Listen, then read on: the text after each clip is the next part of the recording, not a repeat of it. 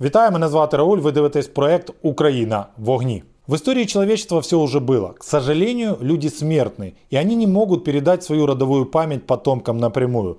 Вид гниющих тел, тошнотворный запах от дыма крематориев Освенцима или крики гибнущих людей в Сребренице. У людей очень короткая память, поэтому преступления повторяются в каждом новом поколении. Я начинал свою журналистскую карьеру криминальным репортером. Меня нельзя удивить смертью и изувеченными трупами.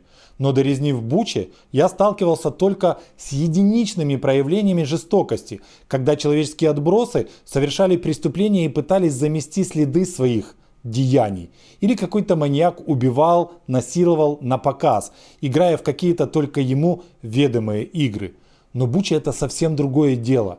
Люди, застреленные в затылок со связанными руками, люди со следами пыток и изнасилований, еле присыпанная братская могила с гражданским населением. На сегодня обнаружено 340 трупов стариков, женщин, детей и мужчин призывного возраста. К сожалению, их будет больше, как и свидетелей расстрелов и пыток.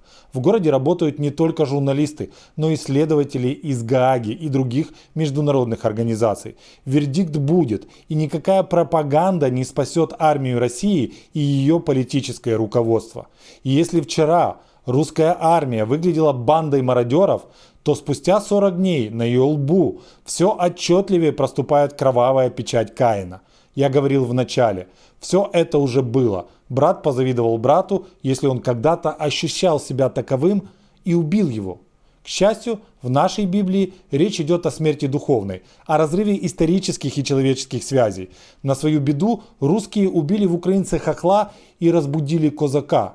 Физическая победа Украины очевидна всем, кроме Путина. Точки расставлены. Если в Украине до вчерашнего дня оставались идиоты, которые думали, что можно будет пропетлять и пересидеть, теперь они знают, что правильное украинское произношение слова «поляныця» для украинского блокпоста означает жизнь. Для русских это сигнал к открытию огня. И даже если ты этнически русский, твое «г» и твое «шо» — это повод изнасиловать твою жену, обокрасть твой дом и пустить тебе пулю в затылок. Чертов ты нацист. На самом деле, под словом денацификация русские стыдливо скрывают слово деукраинизация. И по мнению российского издания РИА Новости, теперь очевидно, что украинским националистом являются не только еврей Зеленский, но армия, тероборона и большая часть населения. Но у нас есть ответ для каждого русского солдата, который ступил на украинскую землю. Гордо чеканя шаг идут военнослужащие воздушно-десантных войск. Парадный расчет Рязанского, гвардейского высшего... Но я уверен, что в этом фарше есть место и для пропагандистов РИА Новости.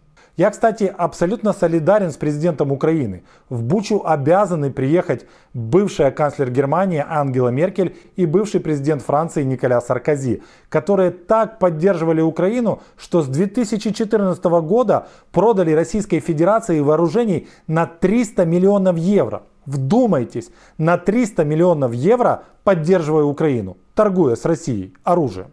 Россию также вооружали Италия, Австрия, Болгария, Чехия, Хорватия, Финляндия, Словакия и Испания.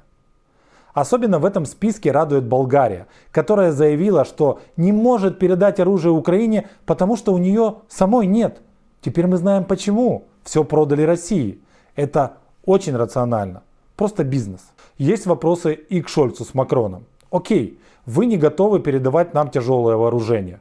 Оно нужно, чтобы продавать в Россию. Я все понимаю. Но я уверен, что вы можете очень быстро поставить в Украину холодильники, стиральные машины и немного линолеума. В ЗСУ уверены, если мы разместим эту технику на пути наступления российских войск, мы не только остановим Орду, она утратит скорость и потеряет мотивацию, которой в принципе нет. Русский солдат без стиральной машины озлоблен, а с ней превращается в благостный народ бурундук. И никакое ФСБ не заставит его идти под украинские пули, потому что он только что по меркам российской глубинки сравнялся по благосостоянию с олигархом Дерипаской, у которого, по иронии судьбы, скоро тоже останется одна стиральная машина. Внимательный зритель сейчас должен напомнить, а что это там за история с линолеумом? прошлом видео я рассказывал о том, что в селе под Киевом русские солдаты украли даже линолеум с кухни. История получила продолжение. Один из русских комментаторов возмутился, что мы не понимаем, зачем красть линолеум. Оказывается, чтобы спать на нем в поле. Мужик, ты только что оскорбил вторую армию в мире. Выходит, у ваших суперсолдат нет ни карематов, ни палаток, ни спальных мешков. Это измена. Хотя теперь понятно, зачем стиральные машины и холодильники. Вы не мародеры, нет, просто как-то же нужно стирать и хранить линолеум в полях. Ага, конечно. Но это ведь только начало театра абсурда. В то время как русские солдаты стирают линолеум в краденных стиральных машинах, кадыровский тикток спецназ ведет неравный бой со светофором. Последний поймал казацкий драйв и посмотрите, как висит.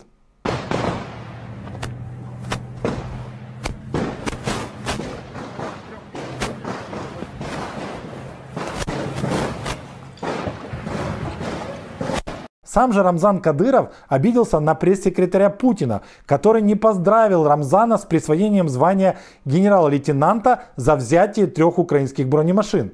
А наоборот, хвалил Ивана Урганта, который, видимо, вернулся из Израиля назад в Россию и был награжден званием патриота. Это настоящая российская мыльная опера. Иван, ты как человек образованный должен понимать, что словосочетание «русский патриот» в ближайшие лет 100 будет ассоциироваться исключительно с резней в украинском городе Буча. Нет? Так я тебя уверяю, таки да. Ну и как же без нашей любимой рубрики, которая называется «Радиоперехват СБУ». Я говорю, я тут нахуй, я приеду, могу на кладбище работать, нехуй делать вообще. Мы живем нахуй просто в земле нахуй, на 2 метра в земле, блядь. Вот я что могу сказать нахуй. Ты будешь ветераном спецоперации на Украине. Путин подписал приказ. Ветераны, ебало эти все медали, нам тут медали нахуй обещали. Типа вы каждый получите медаль, еще за эту медаль деньги. Я говорю, идите вы нахуй, везите меня домой, и мне нахуй ваши медали. Всяким олимпийцам, говорю, раздает нахуй БМВ, блядь, видел? Но. Тебе, блядь, что нахуй, Майбах, блядь, должен дать или что, блядь? Не знаю, что он мне должен дать, мне похуй, пускай меня домой вернет. Не знаю, это такой нахуй, блядь, просто вот линия жизни шла нахуй, хуяк скрывая, уебала нахуй, и меня занесло. Я вот молодой считаюсь, а есть еще младший, тут по 18, по 19 лет, блядь. Ну что, в кукуха, говорю, свистанет, пиздец. Я тебе, у меня уже, я на каждый шорох нахуй реагирую. Нина вот сверху летит, с миномета ничего, она свистит. Мы вот так вот вбегаем просто, и ложимся, и какой-нибудь детский план свистит, и ты подрываешься. Это пиздец, страшно. Я тебе, знаешь, что могу сказать, имели одно? На Новый год никаких нахуй салютов. Кстати, что же происходит в самой России? Как себя чувствуют идеологи вторжения?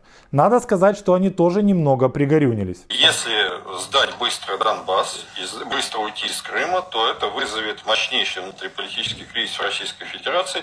И опять же цель Соединенных Штатов, которая стремятся вызвать этот кризис, она будет достигнута без войны.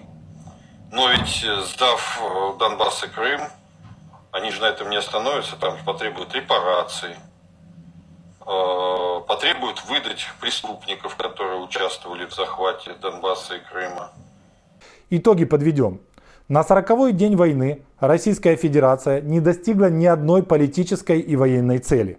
Власть не свергнута, страна не оккупирована, враг разбит под Киевом, Харьковом и Николаевым. Истекая кровью стоит Мариуполь, теряя жизни сопротивляется Харьков.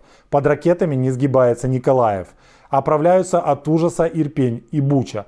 Приходит в себя Чернигов. Несмотря на подковерную политическую возню, НАТО и ЕС сохраняют единство и ужесточают санкции против Российской Федерации.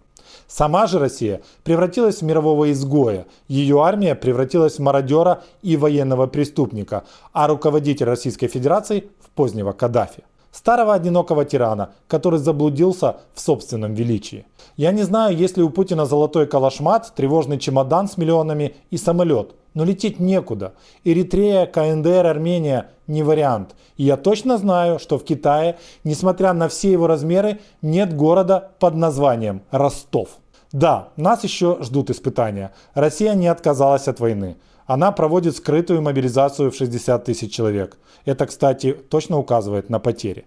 Она будет атаковать, мы будем защищаться. У нас нет выбора. Мы все видели Бучу. Русские такой хотят видеть всю Украину. Выбор перед украинцем как никогда прост. Победа или смерть. У русских еще проще. Холодильник или стиралка. Они на мародерке. Ми на війні. Так що я переконаний, Російська Федерація буде зруйнована, ми переможемо. Слава Україні! Поэтому не мы развязали эту войну, у нас совесть чиста. Хорошо, что начали. Биологическое оружие, самые большие электростанции атомные.